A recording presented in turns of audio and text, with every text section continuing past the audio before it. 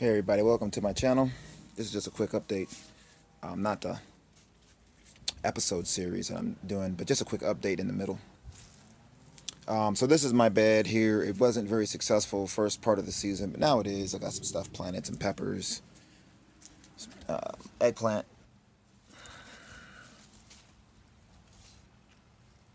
Really pretty flowers on the eggplants.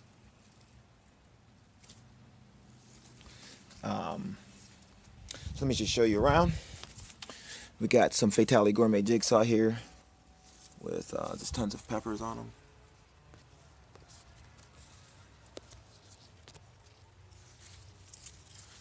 Just trying to put the camera inside of the plant because I think it's easier, maybe not. I'll try both. Peppers there. On this, there's no fruit on this one yet. This is a BTR Reaper. There's some baby Reapers on it, and got some more here.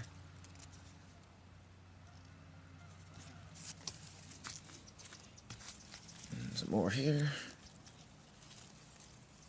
Here's one. The leaves are like shading it though. There it is. So there's more. Sugar Rush Peach sending some pods out too. So there's more under all this. Pretty decent sized pods. Not as big as Peter Stanley's pods. His pods are humongous. They got like, he's militant though. He has like drip irrigation going with fertigation going. This is my CGN 21500. The peppers are pretty prolific on it, and it's just weighing down. Luckily, those are more peppers back there too. I just left a tomato cage thinking that it might help the peppers, and it did, because this branch don't really stand up anymore. It's just too many chilies on it to stand up. That's almost the way this Fatality Gourmet jigsaw is. It still has flowers, so it's still going to be fruiting more. Same thing with the CGN. Like, there's a lot of fruit on it already, but there's going to be even more, especially with these. These are barely starting now. I got a project today to cross-pollinate, as I show you the front, to cross-pollinate my Fatality Gourmet jigsaw with my Urfa Bieber. I'm going to pause. Okay, so this is a wind-damaged black habanero with tons of fruit on it as well. Like, here's like some of the more ripe ones. I got two variations of this. The other variation to the black, these are sweet potatoes I haven't mowed because I went out for 4 days and no one else did it, so I don't know why. This is the other variation of the black hob. See if I can get my hand on. That's the other variation. So that's the other black hob. Pasilla Bajío chilies are doing good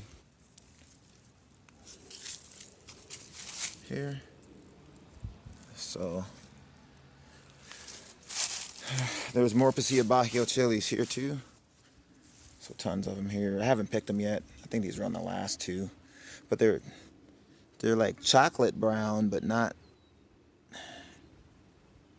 I like that one better. I'm gonna save seed from that one. I save seeds from this one. I'm gonna throw them away and do seeds from that one instead. But another CGN. I chopped the top because I was thinking it's gonna get shaded because the sun is right there now. But soon it's gonna be here. So I chopped the top thinking I would bonsai it. Maybe that was a bad idea. So I wouldn't suggest chopping the top before you take it out. I say do it the day of, because then it's gonna sprout new growth, and then when you do the top like a month later or 2 weeks later, when if all the leaves fall because of the shock, then the new growth that sprouted is going to fall along with that in the shock, and then you're left with nothing. And then sometimes it will die. That much easier. Versus if you chop it all at once, when that it's going to have the shock, it's not going to grow, right? Once that's over, then the new growth comes out, and the new growth is fine. So I'm never going to do that again. I did the same thing with this one. But luckily for these, they're going to get like another maybe 2 weeks, 3 weeks of growth of the new growth, so that if that dies, there'll still be nodes back further. So some sweet potatoes I still got to pull. This is my BTR Reaper. Tomato hornworm got to it when I was gone for 4 days, so that's why all those middle leaves right there are missing. But the other BTR Reaper in the ground over there is better off than the one here in the pot, so this is the mother plant of it. There's like a few peppers, but nothing. I thought there were some bigger ones. This one there. This is my Bohemian goat. Peppers forming on it. Just starting. So you'll see this more prolifically in about 3 weeks from now. I got clarification from the community. Brazilian starfish. I did plant the Brazilian starfish seeds, and I guess I got it mixed up with which what I thought this whole time was a. I thought this whole time this was a MA Vortex, and it wasn't. I was going to cross-pollinate it, and then I got that clarification, so I never did. So I got tons of these fruits. So I'll have enough of those to taste. Let me go on to the back.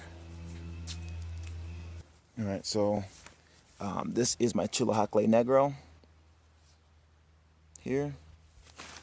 One of the branches broke in a storm, so that's earlier in the season. You would have saw there had been a branch here, and it's gone.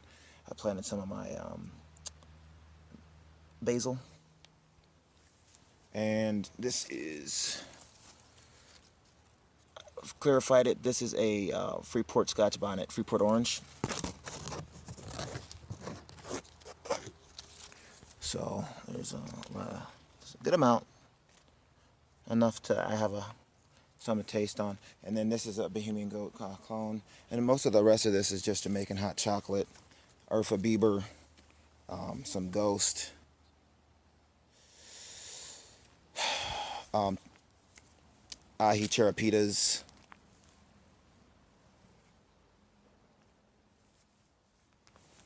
CP115s. So these three are CP115s here. So that would be the Butch Tea Scorpion crossed with the 7-pot Douglas. But done by Charles Phillips, not done by, it's done specifically by, this is the Urfa Bieber. I'm going to be cross-pollinating this today with my Fatale Gourmet Jigsaw.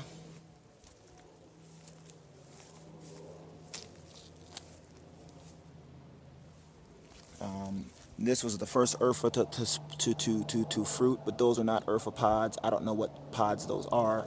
They're starting to wrinkle. I don't know if they're getting old or if you're supposed to harvest them. I'm sure not green, so I'm going to leave them. Charapitas are flowering. I did not have the MA Vortex to cross-pollinate this with, so I didn't do it. But this is Urfa there. Some more Urfa fruits here. So I have true Urfas. Some more eggplants here, some salvia.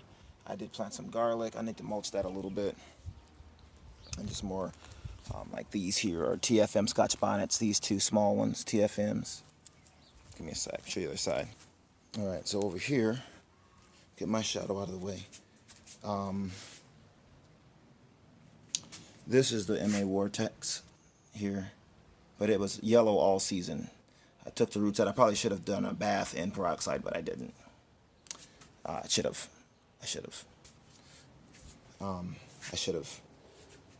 This is the CGN 21, and you see that I was talking about with the regrowth burning. I'm thinking that might be what happened, but hopefully it survives. This is, I can't remember the name of this one for the life of me. I planted some basil in the front of this Dusty Miller here with some salvia in the back here and there, and some cosmos flowers there. Made an assortment here of the same thing. Some cilantro around here with some basil. It's going to form a hedge of cilantro and a hedge of basil. The cilantro a little closer together spacing. My bonsai, bird's eye, salvia, some egg, what was in here? I can't remember if it was onion or garlic. Either way, there's also interplanted garlic and onion all in here too. You're gonna see some collards, snapdragons, and more cosmos flowers, more onions here. This whole bed is gonna be all onions and garlic. These here are perennials. It's the lavender, but a specific type. It is Goodwin Creek. So the foliage is different, look cool. So I got it. So more eggplants. I'm gonna take those ground cherries out. Broccoli's doing well. More collards here with tomatoes and more garlic and onions. More ground cherries I might take out. Broccoli there. More garlic here. Two big old huge tomato plants that are fruiting right there. So there's flowers on that one too that are more farther along. I gotta trellis these up. There's super sugar snap peas in the back. And then over here, I have a row of collards and a row of broccoli in the back, and then interplanted. I got cosmos here and there. And then I have some cilantro here and some onions here. I think I planted like 2 of them. So there's that bed. Okay, so up here, a few more things. I got my Naga Reaper right there. Naga Reaper cross, submarine habaneros, as well as this one is also a submarine habanero. Got my peacock flower, which is a perennial flowering shrub that attracts beneficial, heat tolerant, drought tolerant peacock flower. I got these 3 here are 7-pot Jonas. CP115 again, it's a backup. Cinnamon basil. Some black super hots, specifically blacks though. Utah service berry, another one that does good for its edible, a shrub, but didn't sprout yet. And then I have some lavender here that did sprout, so I have 2 so far. So there's that. Let me show you the rest. In the same room here, we have this one and then another one to it, which is, I left and this room wasn't maintained. It got too hot and I was trying to do some cuttings and it was too hot, so they died. But this is seed, so this is cherimoya. I got 3 outside. I didn't mention them, but they were outside in cups. They're doing well. These are more cherimoya. This is all yellow bells, which is another perennial, heat tolerant, drought tolerant, beneficial attracting, beautiful shrub. Same with all the others I mentioned. So that's this one. So I'm up tons of those. I could sell some. Maybe some might not make it, whatever. So, and then I had some inclinations to start some Devil's Naga Brains and more Naga Reaper. I have some Sweet Apple and Jay's Peach Gold Scorpion, and these, the 2 Sweet Apple I'll know because they're the biggest. I pre-sprouted these for a week in here, and before they could mold in this, I put them in soil, and then I did this. So then within a week from now, well, within a couple of days, the Sweet Apple will be up, the 2 there, and then within a week from now, all the Jay's Peach Gold Scorpion should be up. Then I can take this off, take them outside to solarize here in the fall, because it's so cool that they can get solarization from the sun so that the mold can't grow, but at the same time get enough light and not burn up and stuff. So the daytime heats, the highs are about 85. Lows are 57s right now, so perfect. some ahi panka. I got like 12 of them in here. And then I bought this in Vegas. This is a Maruga Scorpion. Came with a little seed pack, but there were only 4 seeds, so it was a rip-off, but it was fun. So that's what I'm doing here. I haven't brought this light out yet because I haven't needed the extra light footprint. But this one, I might be bringing it out to do maybe some of these in hydroponic under this light only. So I'm thinking if I do hydroponic under this light, it'll be enough. I still have to 21 cells. I can do maybe 8 cells, so I can grow 8 plants hydroponically, but not to full maturity, just to next spring. Pot them up in February and then take them outside in March. So that's what I'm doing upstairs. So that's basically the grow for now. Thanks for watching.